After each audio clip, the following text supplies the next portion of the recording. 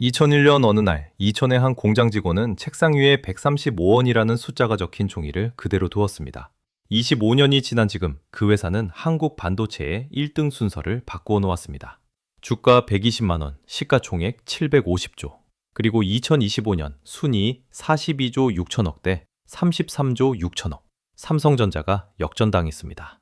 IMF 이후 정확히 27년 만입니다. 한때 휴지 조각이라 불리던 135원짜리 주식이 어떻게 삼성을 순이익으로 넘어선 주식이 되었을까요? 자, 여기서부터가 진짜 시작입니다. 자, 시간을 2001년 이천 공장으로 되감아 보겠습니다. 그해 어느 날 한 직원의 책상 위에 얇은 종이 한 장이 놓여 있었습니다. 우리 사주 증서였습니다. 처음 받았을 때는 한 주에 17,500원, 그날 찍힌 숫자는 135원이었습니다. 직원은 그 종이를 찢지도 치우지도 않았습니다. 그저 그대로 두었습니다. 이 회사는 하이닉스 반도체, 1983년 세워진 현대전자 산업이 뿌리였고 1992년 D램 세계 1위권에 올랐던 한국 반도체의 자존심이었습니다.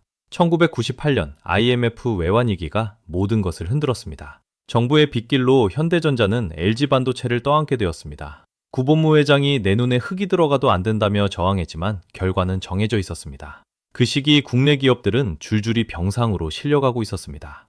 2001년 IT 버블이 꺼졌습니다. 63메가 D램 가격은 9달러에서 2달러까지 떨어졌습니다. 원가는 3달러, 팔수록 손해나는 구조였습니다. 현대그룹은 손을 뗐고 회사는 워크아웃에 들어갔습니다. 빚을 묶어두고 잠시 치료받는 병상이었습니다. 주가는 그 위에서 135원까지 내려앉았습니다. 숫자로 보면 이렇습니다. 17,500원짜리 종이가 135원, 약 130분의 1. 찢을 이유도 간직할 이유도 사라진 종이었습니다. 바닥은 끝이 아니었습니다. 2007년 4분기부터 2009년 2분기까지 7분기 연속 적자. 같은 전장에서 독일 키몬다가 무너졌고 일본 엘피다도 파산했습니다. 이 회사만의 문제가 아니었습니다. 살아남긴 했습니다. 그러나 살아남은 것과 일어선 것은 달랐습니다. 2010년까지도 이 회사는 한국 반도체의 영원한 2등으로 기억되었습니다. 그런데 이 회사의 바닥을 짚어준 손이 있었습니다. 그 손은 반도체에 대해 아는 것이 거의 없었습니다. 2011년 11월 시장은 한 뉴스 앞에서 멈칫했습니다. 반도체에 대해 아는 것이 거의 없다고 알려진 SK그룹의 오너가 워크아웃을 막 벗어난 하이닉스의 지분 21%를 3조 4천억 원에 사들이겠다고 밝혔습니다. 세계 1위였던 독일 키몬다와 3위였던 일본 엘피다가 막 쓰러진 직후였고 치킨 게임의 상흔은 아직 회사 곳곳에 남아 있었습니다. 당시 증권가의 표현은 짧았습니다. 승자의 저주. 그 돈이면 안 흔들리는 회사를 살 수 있는데 왜 하필 병상에서 갓 일어난 회사였는가? 그룹 안팎에서도 같은 질문이 반복됐습니다. 그해 최태원 회장이 임원들에게 물은 건 단 하나였습니다. 하이닉스가 앞으로 무엇을 어떻게 잘해야 할까요? 답을 정해두고 설득하는 자리가 아니라 답을 찾으려 한 사람 한 사람을 따로 불러들은 자리였습니다. 결정은 회의실의 다수결이 아니라 질문의 방향에서 먼저 갈렸습니다. 2012년 2월 거래가 마무리됐습니다. 같은 해 하이닉스의 성적표에는 3,600억 원의 적자가 찍혔습니다. 경쟁사들은 설비를 접고 투자를 미루고 인력을 덜어냈습니다. 상식은 하나였습니다. 눈보라가 칠 때는 지갑을 닫는다. 그런데 새 주인은 정반대로 움직였습니다. 그해 시설 투자로 3조 8,500억 원이 편성됐습니다. 인수가보다 큰 금액이 적자를 낸 바로 그 회사의 공장 안으로 들어간 것입니다. 남들이 모두 우산을 접던 날 그 오너는 우산 공장을 더 지었습니다. 자, 여기서부터가 진짜 시작입니다. 2013년 숫자로 답이 돌아왔습니다. 영업이익 3조 3,800억 원, 적자에서 흑자로 단 한 해만이었습니다. 인수 직후 첫 성적표에 찍혔던 3,600억 원의 적자는 같은 자리에 3조 3,800억 원 흑자로 뒤집혔습니다. 역발상이라는 말이 수사가 아니라 회계장부의 숫자가 되는 순간이었습니다. 그 뒤의 이야기는 더 조용하고 더 큽니다. 2025년 같은 회사의 한 해 영업이익은 47조 2천억 원이었습니다. 2011년에 인수가 3조 4천억 원을 단 한 해에 약 14배로 되돌려 놓은 숫자입니다. 바닥을 짚은 손 하나가 한 회사의 재무제표를 넘어 한국 메모리 산업의 좌표를 다시 그렸습니다. 그러나 이 역발상 투자에는 공장 안에서 조용히 함께 자라고 있던 씨앗이 하나 있었습니다. 그 씨앗의 이름은 HBM이었습니다. 그런데 이건 2013년에는 아무도 원하지 않던 칩이었습니다. 자, 2013년 아무도 원하지 않던 칩 하나가 공장에서 나옵니다. 이름은 HBM, 고대 역폭 메모리였습니다. SK 하이닉스가 AMD와 함께 세계 최초로 개발했고 같은 해 제덱이라는 국제 표준으로 채택됐습니다. 2015년에는 세계 최초로 양산에 들어갔고 AMD의 그래픽카드 퓨리X에 처음 탑재됐습니다. 하이닉스로서는 인수 이듬해 흑자 전환과 동시에 세계 최초 기록 하나를 더 써내려간 셈이었습니다. 그런데 시장의 반응은 의외로 차가웠습니다. 당시 주력은 값싼 일반 디램이었고 HBM은 비싸고 자주 쓸 일 없는 스포츠카 같은 메모리라는 평가를 받았습니다. 만드는 쪽과 쓰는 쪽의 시계가 어긋나 있었습니다. GPU가 수천 개의 길을 동시에 계산한다면 HBM은 그 수천 개 차선을 한꺼번에 여는 도로입니다. HBM3는 차선이 1024개, HBM4는 2048개입니다. 이 도로가 왜 그렇게 많이 필요한지 2013년에는 아무도 답을 갖고 있지 않았을 뿐입니다. 2018년 다음 세대인 HBM2 구간에서 삼성의 선두를 일신해줍니다. 그러나 이듬해인 2019년 HBM2E로 다시 앞자리를 되찾았습니다. 선두와 추격의 순서가 한번 뒤집혔다가 다시 제자리로 돌아온 해였습니다. 성공이 쌓여가던 2016년 최태원 회장은 사내에서 이렇게 말했습니다. 근본적인 변화가 없으면 갑작스러운 죽음을 맞을 수 있습니다. 1년 만에 흑자로 답이왔던 그 회사의 오너가 정점 직전에 꺼낸 경고였습니다. 기록이 쌓일수록 안에서 먼저 긴장을 조였다는 뜻이기도 했습니다. 그리고 2021년 10월 SK 하이닉스는 HBM3를 세계 최초로 개발했다고 발표합니다. 2022년 6월에는 세계 최초로 양산에 들어갔습니다. 이 칩을 가장 먼저 집어든 회사가 엔비디아였습니다. AI 학습용 GPU H100에 HBM3가 단독으로 공급됐습니다. 한 회사의 신제품이 한동안 한 회사의 전용 부품이 된 장면이었습니다. 두 회사의 관계는 썸을 오래 타다가 사귀자라고 말한 순간에 가까웠습니다. 2013년의 스포츠카는 9년을 지나 AI 시대의 유일한 도로가 됐습니다.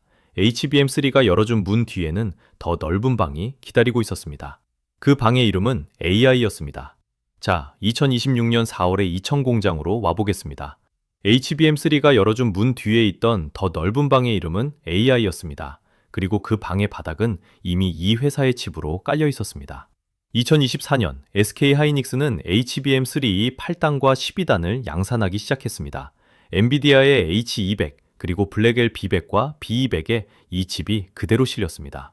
같은 해 9월에는 36GB 12단 HBM3E를 세계 최초로 양산했습니다. 경쟁사들이 다음 세대를 준비하는 사이 현 세대의 최상위 제품은 이미 2000에서 먼저 나오고 있었습니다. 그리고 2025년과 2026년 6세대 HBM4의 시간이 열립니다. 엔비디아의 차세대 GPU 루빈 R200이 2026년 하반기 양산에 들어가는데 그 안에 들어가는 메모리가 바로 HBM4입니다. 차선 1024개였던 도로는 2048개로 2배가 됩니다. AI가 한번 질문을 던질 때마다 동시에 열리는 차선의 수가 그만큼 늘어난다는 뜻입니다. 숫자로 보면 이렇습니다. 2025년 HBM 세계 점유율 SK 하이닉스 62%, 마이크론 21%, 삼성 17%. 2026년 HBM4 엔비디아 공급 물량 가운데 약 3분의 1을 SK 하이닉스가 확보했습니다. 2026년에는 엔비디아의 새 플랫폼 베라루빈 전용 메모리 모듈 소캠2 192GB가 양산에 들어갑니다. 그리고 2026년 D램, 낸드, HBM 공급 물량은 이미 매진입니다. 한 해치 생산 능력이 연초에 전부 팔려나간 상태로 한 해가 시작된 것입니다. 만약 2013년 그 회사가 HBM을 만들지 않았다면 2025년 한국 반도체 수출 그래프는 어떤 모양이었을까요? 물론 추격은 현재 진행형입니다. 2025년 9월 삼성은 12단 HBM3E로 엔비디아 품질 인증을 통과했습니다. 2025년 말에는 HBM4 테스트도 통과했고 2026년 엔비디아 HBM4 물량의 30% 이상을 공급하는 협상이 진행 중입니다. 메모리 전쟁의 다음 라운드는 HBM4에서 다시 시작됩니다. 한편 골칫덩이로 불리던 솔리다임은 2024년 흑자로 돌아섰고 2025년 3월 2차 인수까지 끝나면서 인텔의 낸드 설계와 연구 인력이 완전히 이 회사 안으로 들어왔습니다. 그리고 2025년 말 한국 반도체의 순서를 묻는 질문의 답이 바뀝니다. 자, 다시 2026년 4월 21일로 돌아옵니다. 이천 공장의 한 사무실, 디지털 시세판 위에 한 숫자가 찍힙니다. 120만 원. 같은 회사의 주식이 정확히 25년 전 책상 위에 놓여있던 종이와 같은 회사의 주식이었습니다. 2001년 135원, 2026년 120만 원, 약 9,000배입니다. 앞서 열어두었던 질문 하나가 여기서 닫힙니다. 그 종이는 왜 그대로 놓여 있었을까요? 그 종이의 번호는 25년 뒤 120만 원으로 찍혀 있었습니다. 그때 그 종이를 버리지 않은 직원이 있었다면 오늘의 시세판 앞에 서 있을 사람이기도 합니다. 숫자는 하루에 그치지 않았습니다. 2025년 한 해 SK 하이닉스는 매출 97조, 영업이익 47조 2천억 원을 기록했습니다. 4분기 영업이익만 19조 2천억 원으로 분기 사상 최대였습니다. 그리고 순이익 42조 6,900억 원. 같은 해 삼성전자 별도 순이익은 33조 6,900억 원이었습니다. 한국 반도체 업계에서 순이익 1등의 이름이 바뀐 것입니다. IMF 이후 27년 만의 일이었습니다. 그룹 단위의 숫자도 함께 움직였습니다. 2026년 4월 SK그룹의 시가총액은 1,000조 원을 넘었습니다. 한국의 어떤 그룹사도 밟지 않았던 선이었습니다. 하이닉스 한 종목의 랠리가 그룹 전체의 시총을 밀어올린 해였습니다. 그러나 끝난 이야기는 아닙니다. 여전히 시스템 반도체 분야의 한국 점유율은 3에서 4%에 머물고 중국 CXMT는 2026년 말 HBM 양산을 목표로 하고 있습니다. 135원이 120만 원이 된 이 회사가 그 자리를 지키기 위해 걸어야 할 길이 아직 뒤에 놓여 있습니다. 세 개의 숫자가 한 회사의 25년을 설명합니다. 135원, 120만 원, 그리고 27년 만에 순이익 역전, 역발상 한 번, 세계 최초 한 번, 그리고 시간이 그 사이를 채웠습니다. 그런데 이 회사의 오너는 역전의 해에 이렇게 말했습니다. SK 하이닉스 시총 200조를 넘었지만 엔비디아 대비 10배 더 커져야 합니다. 그럼 그 10배는 어디에서 올까요? 25년 전에 135원이 오늘의 120만 원이 된 길을 다시 한번 걷는 것일까요? 아니면 다른 길일까요? 한 회사의 숫자는 다음 숫자로만 이어질 뿐입니다.